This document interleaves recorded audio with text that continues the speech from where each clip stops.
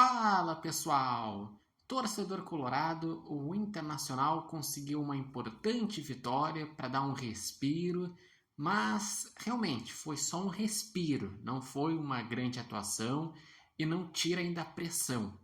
E eu digo o porquê. Depois desse jogo, vem a data FIFA e na volta o Inter joga contra o Palmeiras fora de casa. Palmeiras é amplo favorito, porque o Palmeiras está brigando pelo título.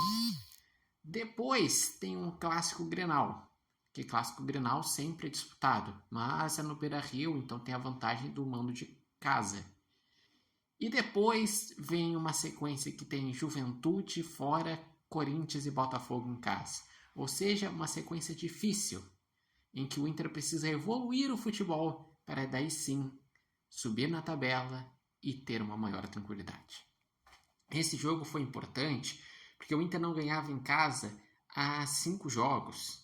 O Inter tinha perdido 2 vezes para o Flamengo em casa, tinha perdido para o Fluminense, tinha empatado com o Vasco, perdido para o São Paulo. O Inter vinha de 4 derrotas seguidas, que tinha sido as 3 derrotas contra o Flamengo e a contra o Cruzeiro. Antes tinha tido uma vitória isolada contra o Bragantino e antes uma outra sequência ruim com os jogos que não venceu contra o Fluminense na Copa do Brasil e também os jogos contra o Vasco e o São Paulo.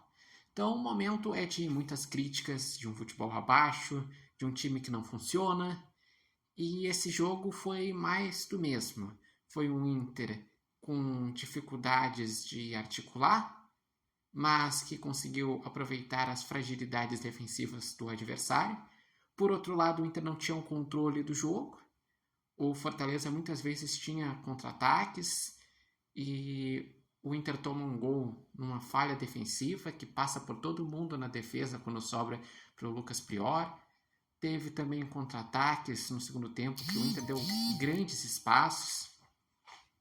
Os gols, o primeiro foi de pênalti com o Alan Patrick, o segundo foi o Bernabé indo bem ofensivamente, o Alan Patrick escorando para o Vitinho fazer o gol.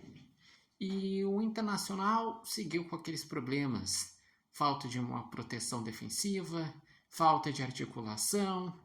O ponto positivo foi os pontas, Vitinho e Carboneiro, que aliás são os grandes destaques nessa posição na temporada. O Internacional, que depois desse jogo vai ter a data FIFA, então vai ter um período de basicamente 2 semanas para treinar e tentar melhorar, porque depois pega um Palmeiras fora de casa. O Palmeiras é amplo favorito, porque está brigando pelo título. Depois tem um clássico Grenal, que no Grenal é sempre bastante disputado. O Inter tem o fator casa, que é algo a favor. Depois tem o jogo contra o Juventude fora, um Juventude que vem melhorando com Carpini. E depois Corinthians e Botafogo em casa. Ou seja, uma sequência difícil em que o Inter precisa evoluir, porque a dinâmica do Inter se perdeu desde que voltou da parada do Super Mundial, que teve maus resultados, eliminações, futebol abaixo, e que essa vitória também passou muito pela fragilidade do adversário, porque não foi um Inter que controlou, não foi um Inter que amassou, foi um Inter que teve dificuldades, mas conseguiu o mais importante, que era ganhar. Com esse resultado deu um respiro, porque no momento agora segue 5 pontos da zona de rebaixamento, o Inter tem 27 pontos em 10º, e ainda segue longe do G6, está a 8 pontos do Mirassol, que fecha o G6.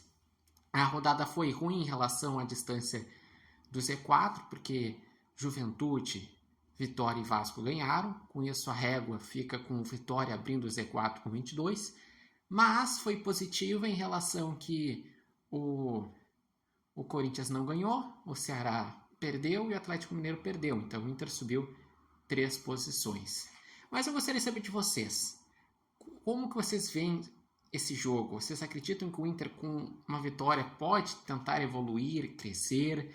Acreditam que com uma data FIFA daqui a pouco o Roger pode treinar e voltar melhor e se recuperar para essa sequência difícil? Ou daqui a pouco é o momento de aproveitar a data FIFA para trocar de treinador? Como que vocês veem essa situação do Inter, esse momento de crise? E quem foi o destaque? Deixem aqui nos comentários. Lembrando que esse vídeo tem oferecimento de Barbearia Independência e vocês podem acompanhar o Repórter Matheus Wolff no TikTok, no Instagram e no canal do YouTube Repórter Matheus Wolff.